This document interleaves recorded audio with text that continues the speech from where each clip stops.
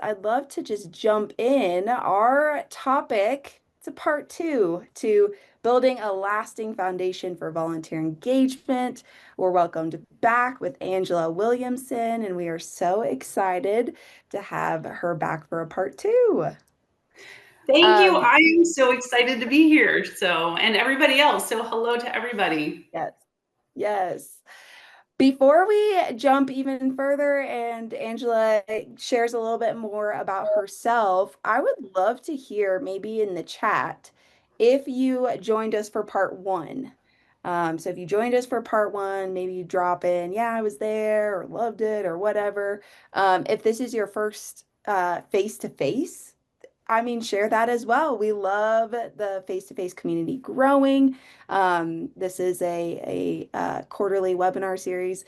This quarter, we get two episodes because we've got an awesome speaker and an awesome partner to join us. So, oh, great. Look at that. I love it. Yeah. Allie, although you couldn't make it, glad you made it today for part two. So with that, you guys are all engaging with the chat. This is going to be great, Angela. I already know it. Angela, why don't you share a little bit about yourself and maybe why you're passionate about this topic? Thank you, Liv. Angela Williamson, CVA, and I am the Volunteer Community Relations Specialist at the Blood Bank of Delmarva. My shameless plug to give blood no matter where you live and encourage other people to give blood. There's just never enough anywhere. Nationally, we're short blood, so give blood. Also, I have started my own consulting business, and so that's Volunteer Engagement Accelerator. And I just love creating and helping organizations utilize and engage with volunteers better. And that's what I've done at the last my two full-time gigs that I've had, one at the museum, now at the blood bank.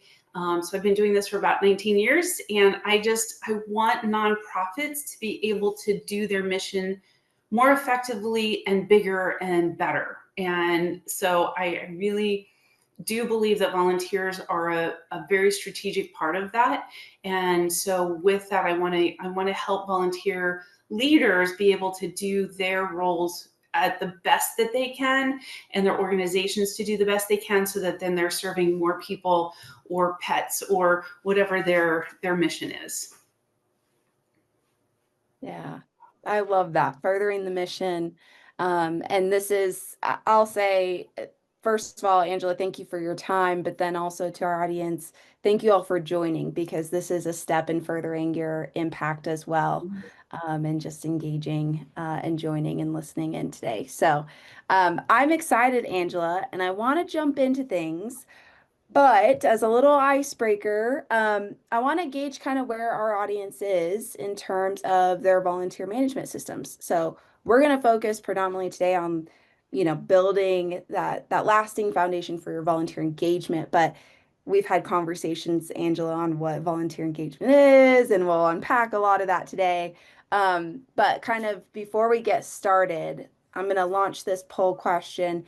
Just share kind of where you're looking for support, right? So is it recruitment, retention, screening, e-giving, fundraising, something else?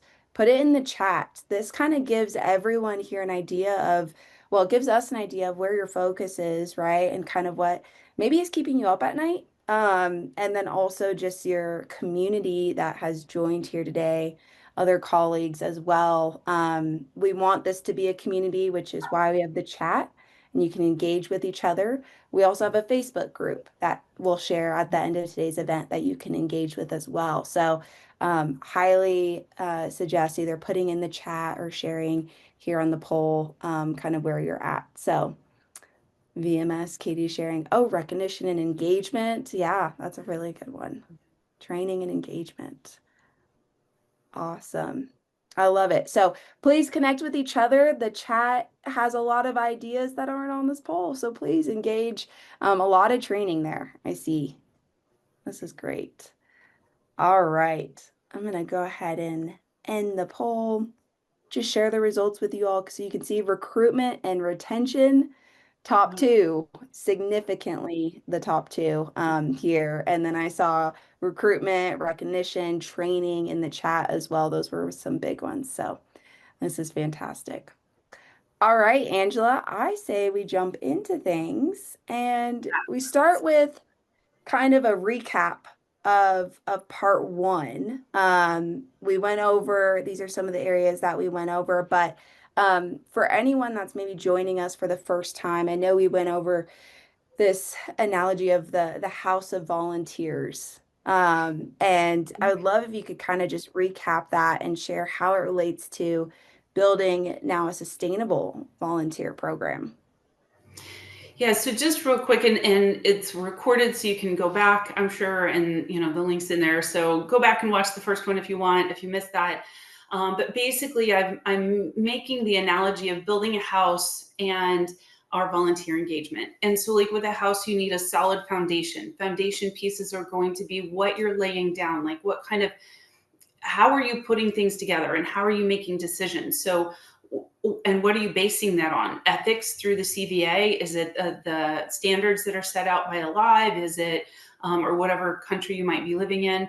Is it, those kinds of foundational pieces that are really important? What are the things that you really should be doing ethically? All those things. So those are like the foundation things. And then it's like in my presentation, I talk about like the curb appeal, which is like your application process. Is it good? Is it bad? When was the last time you looked at it? Are your walls, and once somebody gets to like the porch and they're hanging out a little bit, like, is that comfortable for them? Is it available to a lot of different people? What kind of barriers might there be? I just had a conversation with somebody else, and she said she's okay with a very long, I don't know, but a long application process, because it kind of filters out the ones that aren't going to really commit for a long time if you need them to commit for a long time. And I thought, that's great, but we don't want to put up barriers to people that are literally stopping them if they wanted to go, right? There's a difference, I think, between a barrier of like, I can't get up this step in a wheelchair, versus it's one more time. Oh, I really don't want to commit to that. That's to me a big difference, if that makes sense. And so knowing how to have people feel comfortable and do the next step, and clarity about everything. And then once they're inside, once they're accepted, what's the training look like? What does the involvement look like? Do you have spaces for different people to do different things? What is the staff reception? All of those pieces and parts, right, go into building a home. If you think about what our home is, and we're the host or hostess of the home of the volunteer engagement. So how are we helping volunteers feel comfortable? How are staff helping them be comfortable? So it's really all of those gazillion different things that we think about and talk about that go into building the volunteer engagement house that we want to turn into a home, where then volunteers are so excited they want to stay and they want to tell their friends. Then you have somebody who's really bought into like what you're doing, how you're doing it, and it's the right fit.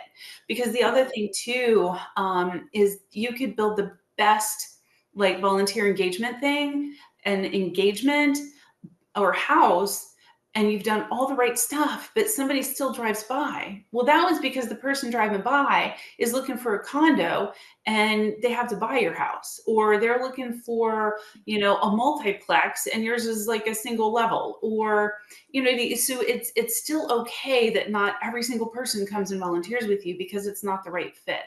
But it's making it the best you can for your organization, for what needs you have in doing your mission, and then finding the right fit of the volunteers there. Yeah.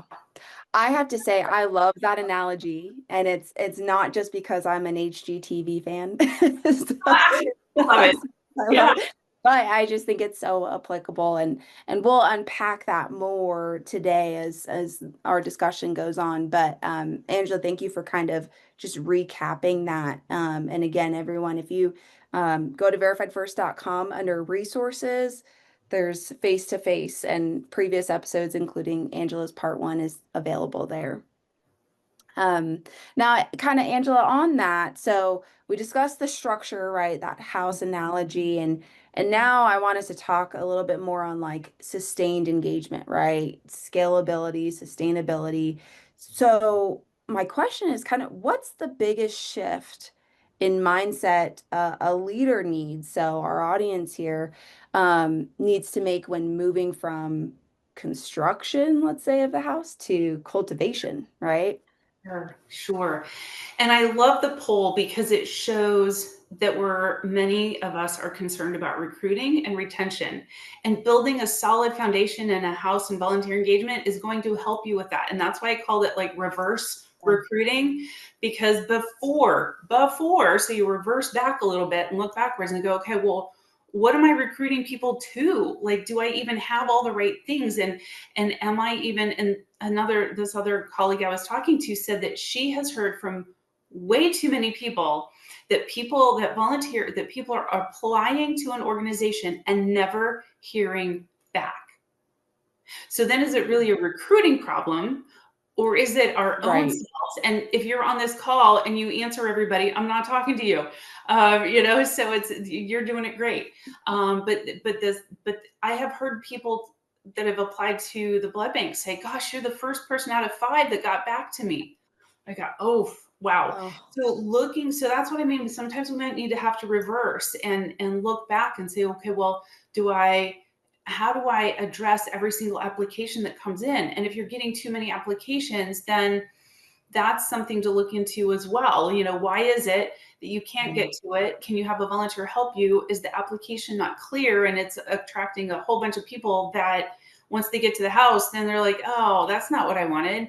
It's clarifying all of these things and the structure and what that looks like. And so that's why I kind of did that reverse recruiting, is you have to look at yeah. all your structures and all this stuff, like, what's your application look like? How many roles do you have? Do you have just one role and you need like 10 people? Well, then put that out there, if that's all you need. Tell people when it's full, or we'll accept applications in the fall. Or anyway, I feel like I'm digressing, but at any rate, so going back to like, it's all about people. It's really all about people. And Yeah. it's relational, and it's setting expectations. So not digressing too Mm, far with that, right? So expectations. So setting the expectation from the very time that they interact with you. What does your website look like, or say, or do? How are you interacting with people after they've done their application? And what language and words and messages are you telling to them from the whole process through? Are you at one point saying, yeah. great, we want everybody? And then the next thing is like, well, only if you can work Mondays at 6 o'clock. You have to make sure that it's consistent and clear. And if you do only have Mondays at 6 o'clock, then put that at the very beginning so somebody doesn't, start applying and doing the thing and then find out it's only Mondays Yeah. at 6 o'clock. So that could be AM or PM, right? I mean, some people like Yeah. that, but some Yeah. people wouldn't. So I think it's really setting those expectations and thinking about people, and knowing that if they're applying to apply, or applying to volunteer, they're spending their time and resources, which are so valuable today, Yeah. to look you up, learn more about you, and actually fill out the form. That's Yeah. huge right there. So now some people will get that far and they go no further. But I think sometimes then life happens and then they go, oh, well, I can't really commit to that anymore. Okay, cool. That's good, good to know now, rather than Yeah. signing up and doing 10 trainings, first, and then go, okay, I can't do this. Right. So I think all of those things is being empathetic, and trying to understand where people are coming from and life situations these days. Yeah. Yeah. I think you touched on like some really core pieces there, and I was watching the chat like kind of glancing Mm. because they're Mhm, in mhm. alignment. It sounds like some individuals Mm, and organizations, yeah, share their orientation and training earlier on, right? As soon as mhm, there's that mhm. application. And then there was one question here regarding where you mentioned like, yes, some people hadn't heard back, and you're like, oh, like I think everyone in the audience was probably like, oh, that like hurts, but Danielle mentioned, or asked the question, does a templated reply with next steps count as a decent reply? And Yes, Angela, I'm just kind of curious. Okay. yes, yes, I love Yeah. that. So I actually, I'm all about efficiency, but keeping the human element as much as we can. And as we Yeah. transition AI more and more, like I'm nowhere near using it very much, but a little. But I Yeah. see it being part of life more and more. And so as we transition into that, we can't lose the humanness. But I Yeah. do have I use Outlook. In my Outlook, I have templates. You can set up templates in Outlook, and I have one that I personally wrote. Hi, thank you, blah, blah, blah. So it's in my words, not blah, blah, blah, of Yeah. course. My husband about when I say that, but write your like response just like you would to any volunteer that's applied. And I have that template. And then I go into, Yeah. you put the email at the top, respond, and then the subject, the blood bank. And then I click the three dots and I click the template that I have and it goes right in there. I hit send and I'm done. I also and I happen to Yeah. use Better Impact. So once somebody has completed their application and got all the way through and clicked submit, automatic email goes to them that I have crafted and written in Better Impact. So I know exactly what they're getting. And so with that, welcome. So glad you're Mm. here. I write the next steps. Again, expectations. What's the helping them understand like what's next? Like, and if you can't get back to somebody in 2 weeks, you put that in there and say, thank you so much. I've been overwhelmed. I'm working, now you don't want to say overwhelmed, but there's a lot going on. We're working on a big Yeah. project. We're opening a new center, or I don't know, whatever it is. It may take me a week or two to get back to you. Thank you for your patience. In the meantime, check out and put your website or whatever links or other things that you do. So I guess so yes, automate the things that you can automate but making it still as Yeah. personal as you can. Yeah. Love that. And I think the chat is agreeing there's some Better Impact users and kind of talking about that process. So, Angela, I guess my follow-up question on that is going back to sustainability, right? What do Yeah. you think is what is the biggest misconception you think sometimes we have when it comes to sustaining a volunteer program? Like something about that word. Yeah, right. I think a misconception to some people, I don't think we in our field think it is, but I think some people think it's easy. Like you got the program, quote, quote, right? Yeah. Which I don't like the word, but they think, right? Like maybe it's other staff that are like, oh, you got the things going and the program set up. And so it should be Yeah. easy.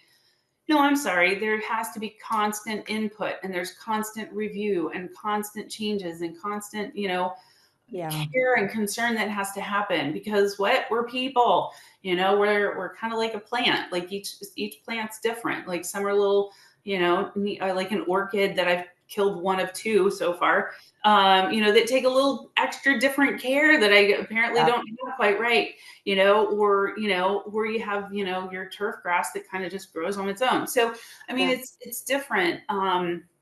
So I think that sustainability can be challenging to keep it right because you have to keep editing. It's not like a set it and forget it, I think. Yeah. To make it sustainable, you always have to keep trying to figuring out like how do I keep making it better? Yeah. Never just resting on your laurels and go, whew, got that done.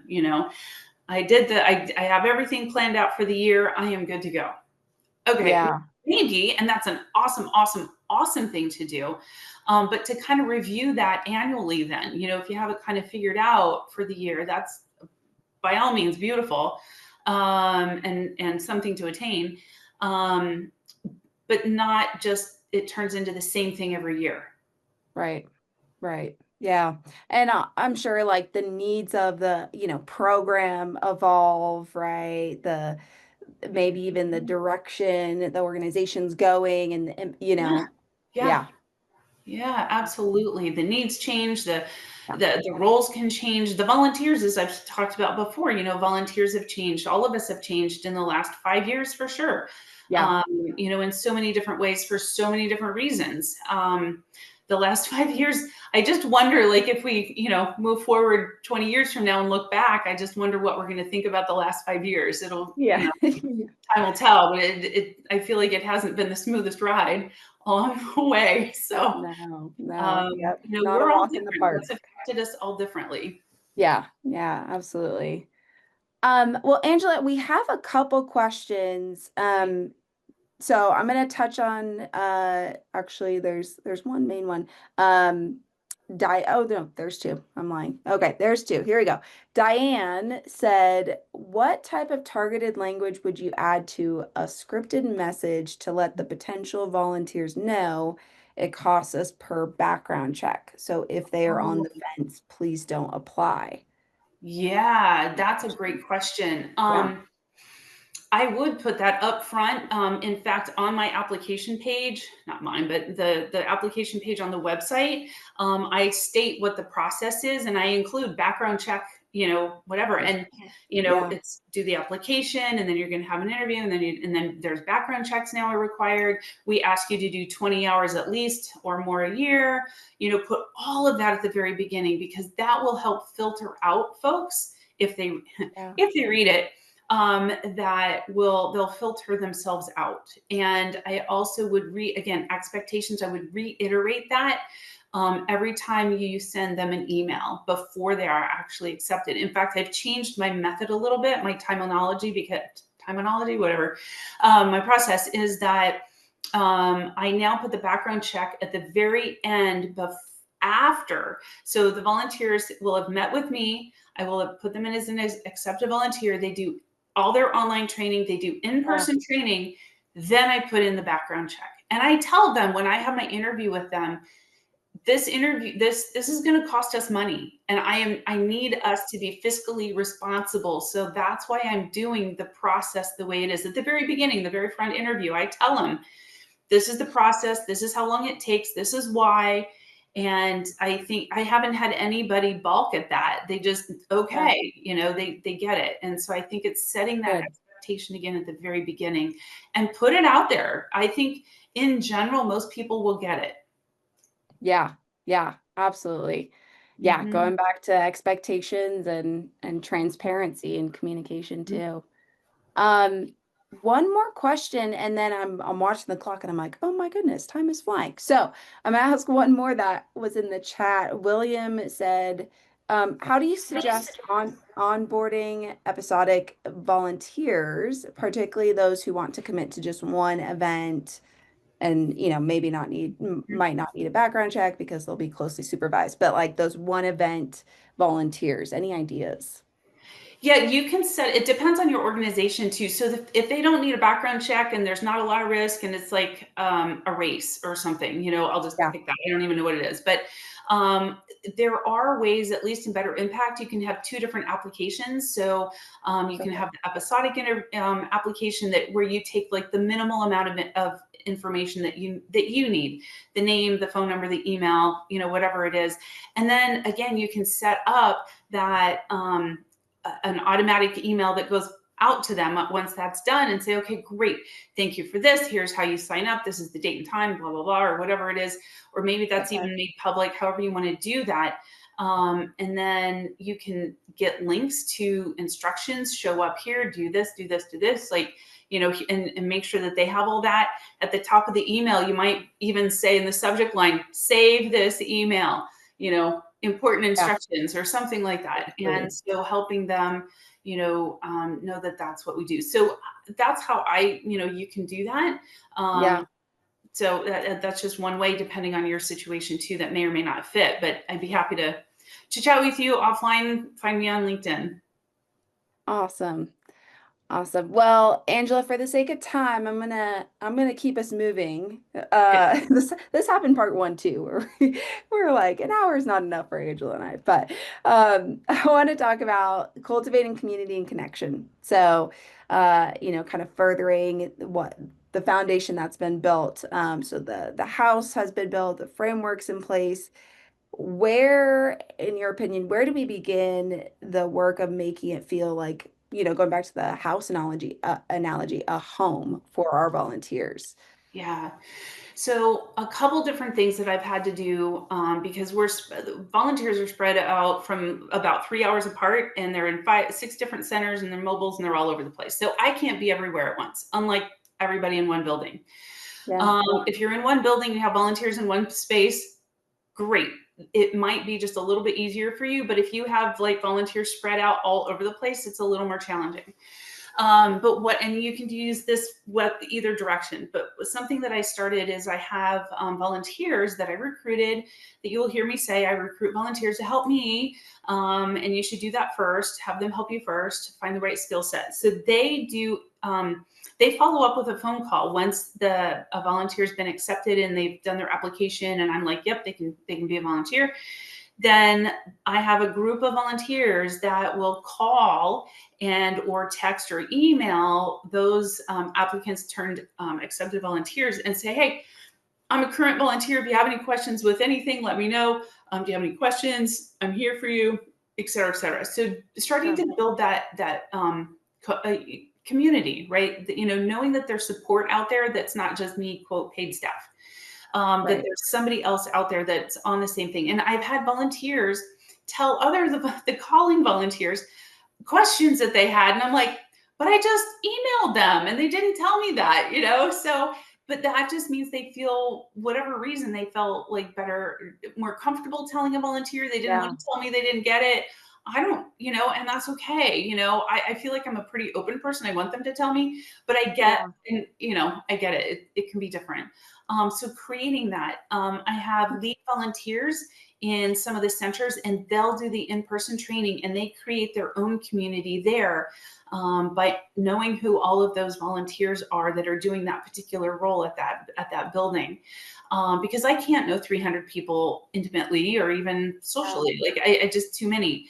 And so building in those little groups where people can feel connected, where they feel part of the team. I have meetings 2 to 3-ish times, depends on the year, a year, where I do go to each of those centers, and so I'm face to face with them, so that then they can see me, they can talk to me, they get to see each other. But more importantly, really, it's about they see the other person, that they see their name on the schedule, but they don't know who they are, right? It's Yeah. building that community. So that to me is building in ways that they get to see each other and or interact some way with each other, and they feel like they're part of that team.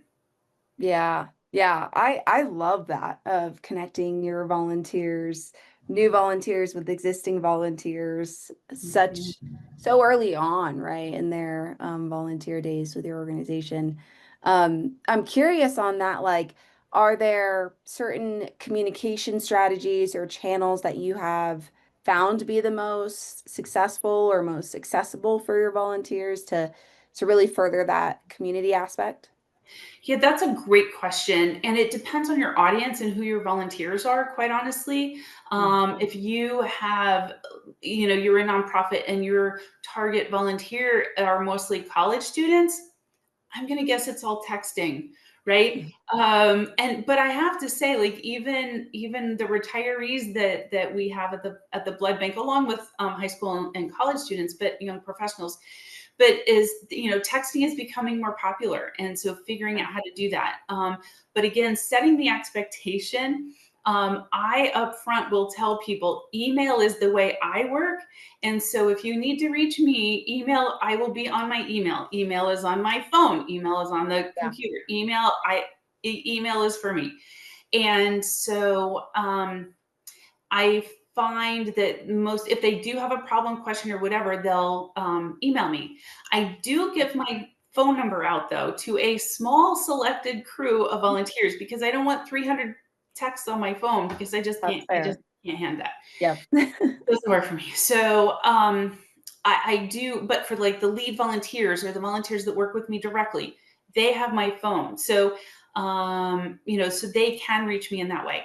I will send out texts to volunteers if there's something that I need to let them know that's like right away. Time sensitive, whatever it is, I'll send a text and say, and the way it's set up right now, they can't respond via text, but they can send an email. So, I'll Okay. say, please email me, please check your email. There's a message that needs your attention or whatever it is. Yeah. So, figuring out what works for you, what works for them. What's the message? Is it time sensitive? Then maybe texting's great. But if it's not, then maybe an email's fine.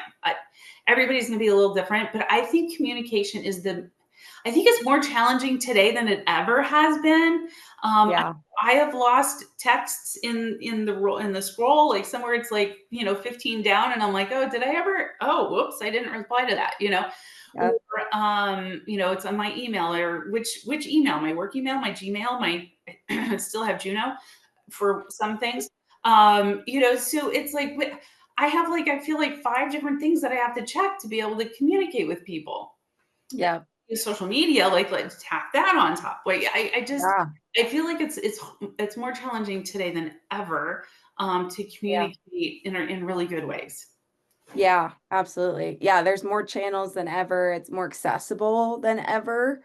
But also very challenging because everyone's kind of got their own perspective and approach. And I was looking at the chat and there's a couple, I think someone mentioned group text, like a group chat, tools like Right. that. So yeah, Yep, I love, what everyone's kind of mentioning in the chat as well. that's Um, great. so to build on that, right? Because we're talking about community, we're talking about connection here. Um, Obviously communication is an element of that, but I think maybe taking it a step further is, okay, you've got your volunteers and you want their voice to be heard, right? You want them to feel empowered. So I'm just curious if there's an example that comes to mind when you think of like how you've empowered volunteers to either give feedback or take on more ownership or play a larger role in the volunteer leadership team or anything like that. Yeah, 100%. A couple things. So one, it's just me, full-time staff. So I volunteers help me in so many different ways. It's amazing. So I have learned to delegate well. And I and Nicole R. Smith did a whole presentation on delegating well. So that's a whole nother hour-long conversation about doing that well. But delegation is key, including volunteers, including staff, making sure everybody's on the same page. But yes, there are volunteers out there. It's not everybody just wants one and done. There are volunteers that want that commitment. They want to use their skill set. They want to still be very much involved and want to use their skill set, of Right. managing people or whatever it is.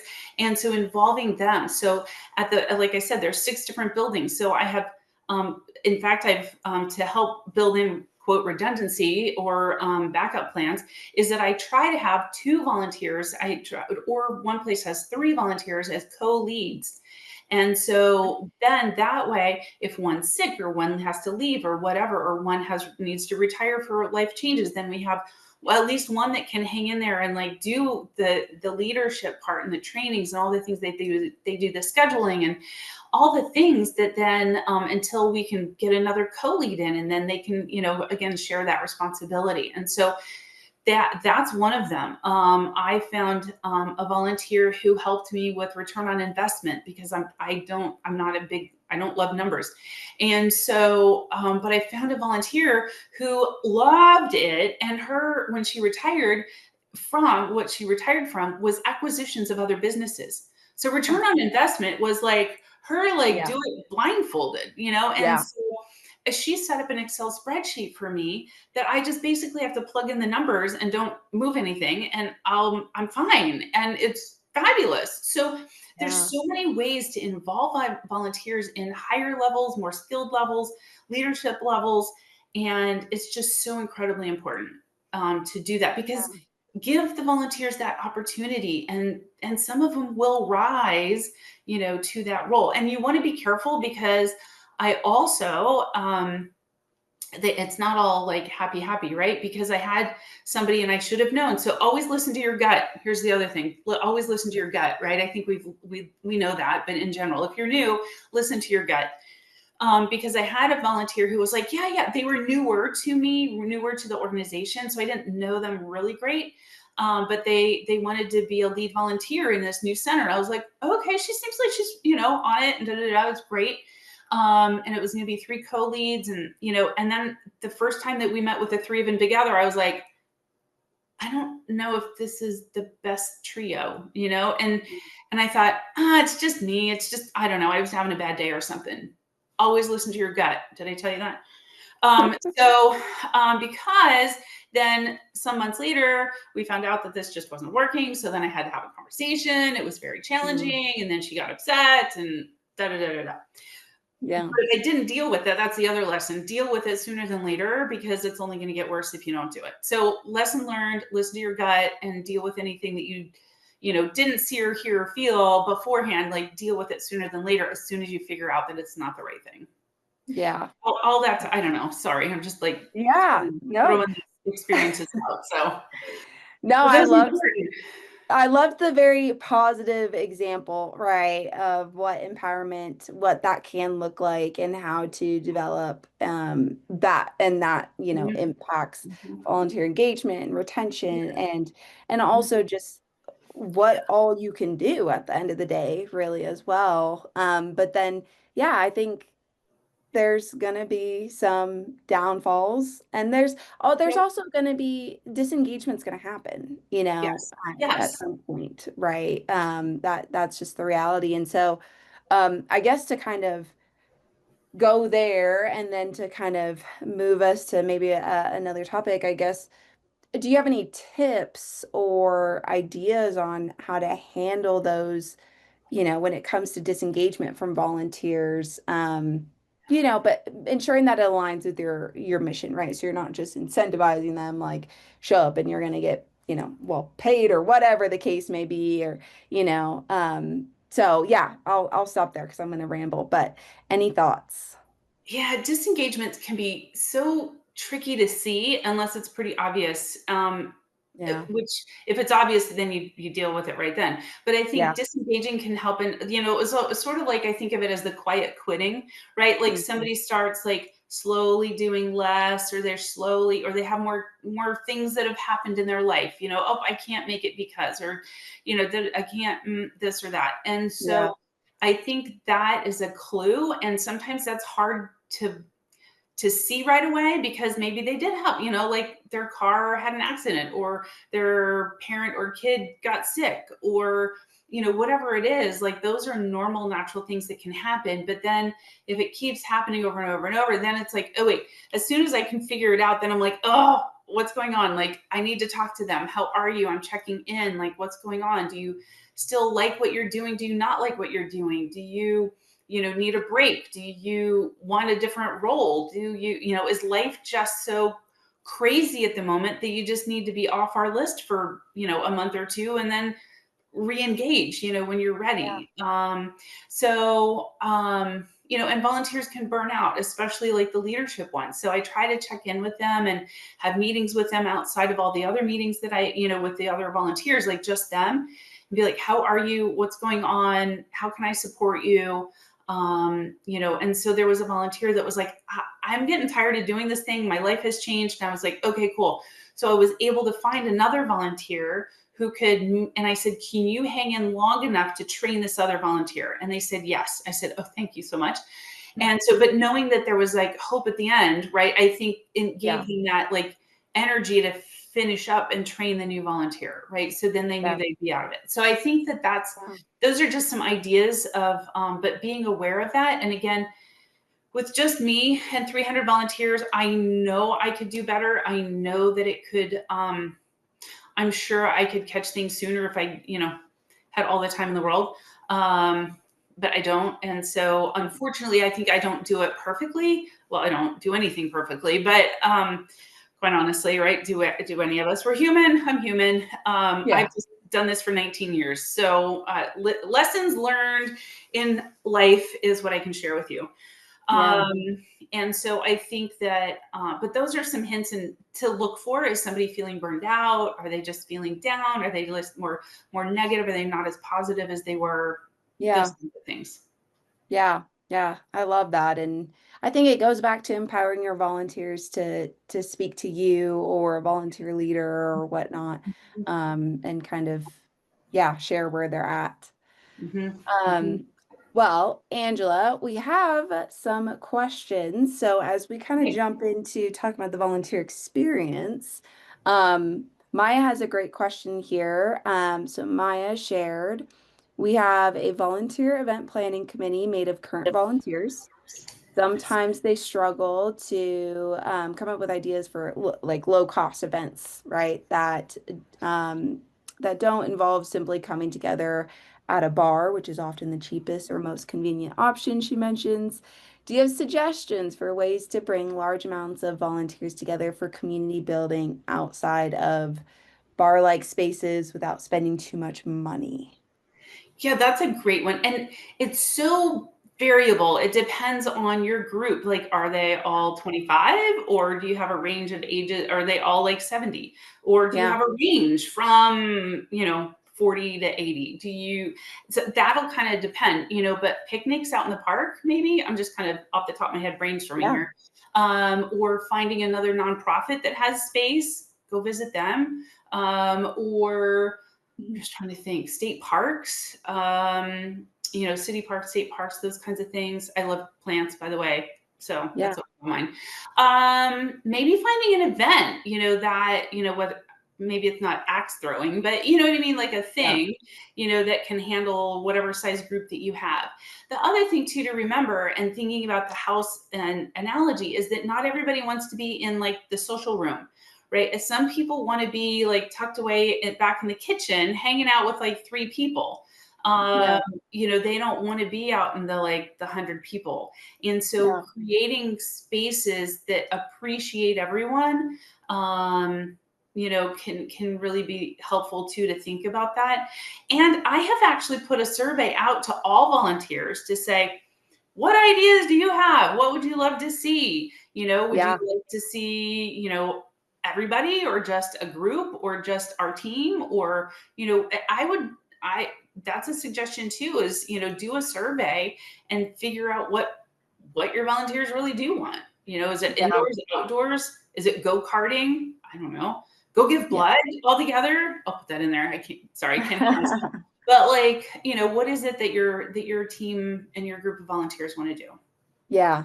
Yeah. All really great ideas. And I think in the chat too, someone mentioned survey as well, Angela, and I think that's a great way of getting to know your Mhm. volunteers. I also love the idea of, yeah, going to another organization or engaging with another group of volunteers and collaborating with them very much like we're doing today. I think that can be really life-giving, and just encouraging. So really great question there, Maya. One more question from Karen. Karen said, I work for a foundation that is perceived in the community as being rich or well funded, and we do not necessarily want to change this perception. However, we need volunteers to function, to get through events, and to scale what they do. So, how do you encourage volunteerism despite seeming like you don't need them? Interesting Yeah. question.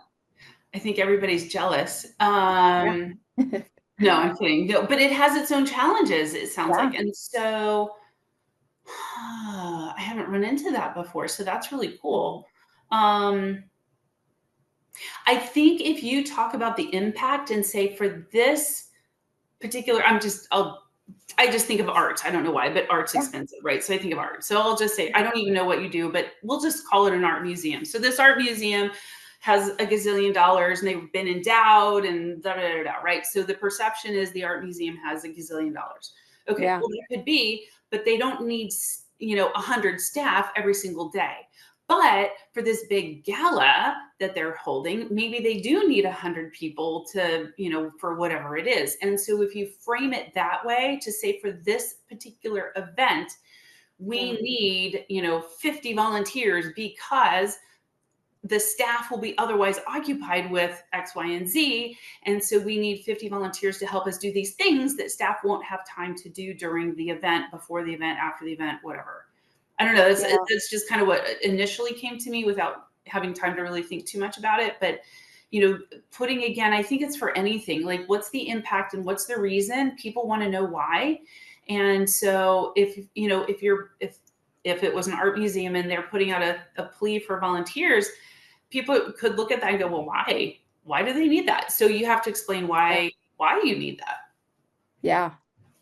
I think that's a great idea. And that is a unique, we've had face-to-face going for a couple of years now. And that's a new question. So, Good for you. Yay. yeah, Karen, thank you for submitting that. And yeah, if individuals in the audience have similar, oh, Karen said it is an art museum. So look at that. Oh, cool. All right. Definitely. Yay. I'd love to chat with you after. Link up on LinkedIn. It'd be That great. is great. Yes. Well, Angela, we have about 10 minutes or so left, so I'm gonna jump into, let's just continue the conversation on the volunteer experience. We've talked about community or cultivating community and connection. Let's elaborate on that. From your perspective, what does it take to create a truly, mission aligned volunteer experience? Which I know that's a loaded question. As soon as it left my mouth, I'm like, that's a big question, but I'm gonna ask it anyways. Yeah. So I think, again, I just go back to, you have to set it from the beginning. What is the mission of your organization? You need to understand what your mission is. What are the goals of your organization? And then that's how volunteers tie into it. And then that's how you explain to volunteers what they're doing and how it impacts the mission. Now I work at the Blood Bank of Delmarva. Now, just by the title, it helps people already know we're a blood bank. So we're collecting blood and getting it to a hospital if somebody does know what a blood bank is. And then two, it's our location. And so they know where we are. But what we need in between, people may not know. So I have to, from the very get-go, I say, again, in my interviews online, like the website, every single place that you have it written or spoken or training, like make sure that your mission and your goals are in there. We're saving lives, and this role plays a part in saving lives by, whatever it is. So, whether it's administratively, stuffing envelopes. So even just something as simple as stuffing envelopes for our financial donors, I will tell the volunteers, these are thank you letters to our financial donors, which is so crucial that we need blood, of course, but we need money, to turn the lights on and to buy all the stuff we need and, process and all the things. So, what you're doing, is really helping our fundraising donors feel welcomed and thanked and appreciated. And so putting meaning of, again, why for every single role, it could be even like we have a volunteer that comes in and waters plants in our building.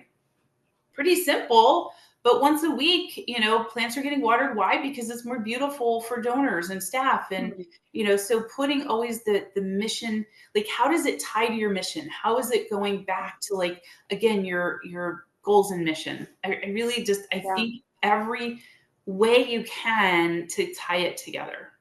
Yeah, yeah. I love that. Someone that comes in and waters that. I need to water my plant, so I hope no one's looking over there. But so that's great. So that was going to be my question. My follow-up question was going to be like, how do you make sure each role or task or, volunteer is tied? And it sounds like you do drive it down to the task that they're doing or the role that they're playing and communicating that and how that impacts the bigger picture. Yep. Yep. Yeah, that's great. 100%. Because otherwise it's kind of like, well, why am I doing this? Because maybe a role isn't all that like way exciting. Yeah. But if you can tie it back to why the volunteer is so important in that role, that can be really helpful. Yeah, that's great. So on the other side, I want to talk about like, okay, you've got these volunteers, they're aligned with the mission, right? How do we appreciate them? So what in your mind is the relationship between, recognition, which many of our audience mentioned, right? They're focusing on the recognition, volunteer retention, and sustained engagement. It's all tied together, right? If you think about, like, maybe this will be a new talk, but it's like a body, right? Our hands and our feet, our head, our toes, like everything's connected. If your toe hurts, then everything hurts, right? Mm. Whatever. So you have to think about so everything we do is interrelated. So Yeah. retention is influenced by appreciation, influenced by recognition, influenced by the application, influenced by training, I mean, it all like Yeah. ties together, right? You can't just do one or the other. So Yeah. if you're doing recognition once a month in April at some big gala, well, first of all, you're recognizing your extroverts, not the introverts. Two, if you're doing it by hours, then you're not recognizing the people that are busting, their chops to get to you at 6 p.m. right after a day of work Yeah. once a month versus the person who can retire and be there 50 hours a month. Yeah. So thinking about like diversifying recognition, COVID shut down for us and most people, right? The banquet kind of idea, and I haven't brought it back. I have Hmm. not brought it back. And so what I do is I try to make sure that they are recognized and appreciated throughout the year. And I use the Five Love Languages book by Paul White, and the name I can't do it, but Five Love Languages of the Five Love Languages. And so in the application, I actually ask the volunteer to put in there how they want to be appreciated. Do you want social media posts? Do you want Hmm. do you want a personal thank you? Do you want a Chotsky, cup, mug, whatever? Do you? And so that way, do you want a handwritten note? Like we were talking about handwritten notes before we Yeah. started, and so finding out what the love language is of the volunteer, just in the application, just as they are applying to you, it's in there. So now I can look it up. So then when marketing says, "Hey, we have some spaces for volunteer highlights," I'm like, I know exactly who to go to right now. I search up social media posts, who wants that? And then I go to them first and I'm like, hey, we want to highlight you on social media and tell me your, Yeah. your story and your picture, and bam. And it's been great. And so I challenge everybody for recognition, appreciation, to think about that and think about it year long. And so it's not just April. And it birthday cards can be, again, depends on your situation, how many volunteers you have, who, whatever, but like, Right. any kind of, in I've also sent to the lead volunteers birthday cards, sympathy cards, and sometimes I won't find out for a week or two that a volunteer's been sick, but the lead volunteers already sent them a card, already sent them check in the email, and I'm like, oh, thank you for telling me. I'll send them one too. Oh. So they've Yeah. taken that ownership too of like making sure people are cared for. So I think just Okay. people being seen and heard, and also I think recognition or appreciation can come by being prepared, by Yeah. having the supplies they need, by being recognized that like we're ready for you, not like, oh, you're coming, why are you here today? Oh, you're early, not ready for you yet. Like, you know what I mean? Like all those things all play a part of feeling like I'm part Yeah. of the team. Yeah. I love that. And the diverse ways of appreciation or forms of appreciation. And Mhm. looks like few in the audience also agree. So differences, Karen mentioned lunch, handwritten notes. Yeah. That's great. And I love, Angela, that you mentioned that your volunteer leaders are already like they're taking action. So my assumption is they've built those relationships, that genuine connection with other volunteers. Yeah. And Yeah. that's what's so important, to find the right lead volunteers, because then I've trained them and they're doing, Yeah. they're the right person for that role. Absolutely. Yeah. Absolutely. Well, I know we're coming up on time. It goes by so fast every time. Yes. Um, for those that are curious, so Angela was on part one. This is part two. I'm sure we'll have her back again. Maybe we'll do a panel discussion. You mentioned Nicole R. Smith. I was just chatting with her the other day, so that could be fun. Oh, Um, I yes. know. So more to come there, but Angela, I guess as we wrap up here, if there's one thing that our audience, you hope that they heard, right, or could take away from today's discussion, because we covered a lot. What would that be? So you're not alone, first of all. You don't have to do this by yourself. I think sometimes we're like, oh, we're Department of One, or am I so lonely? You are not alone. Hook up on LinkedIn with like so many other people that are volunteer leaders. Yeah. Hook up with me, connect with me online, whatever. But building a solid volunteer engagement will take time, just like building a house. It doesn't go up overnight. Even like the whatever it was, they built the house in 5 days. Like it took them still 5 days. Like, Yeah. it wasn't overnight. So it's going to take you time, and focus on one thing, just one thing, because we can only do one thing at a time. And so evaluate everything. I think that's the biggest thing, is start and do an evaluation, like a home inspection. Do a home inspection, figure out where the worst part is, and Yeah. focus on that and make those changes. And then you can move to the next thing, and then the next thing. And then if you make 1%, this is from Atomic Habits from James Clear, the book. If you make a 1% betterment of whatever it is every day, by the end of the year, that will be 37% better than what it was at the beginning.